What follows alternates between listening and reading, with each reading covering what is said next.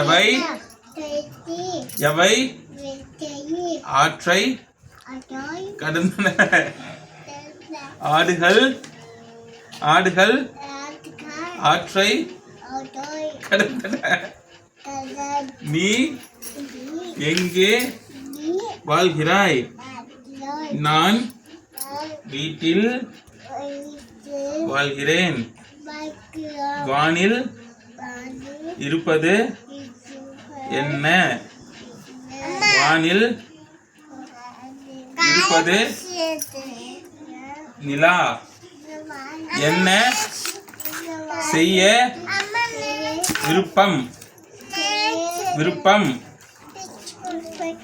அறம் செய்ய விருப்பம். விருப்பம் எதை கொண்டு விளையாடுவாய்? பந்து கொண்டு விளையாடுவேன். நன்றி, வணக்கம். நான் உங்கள் ஆத்விக்.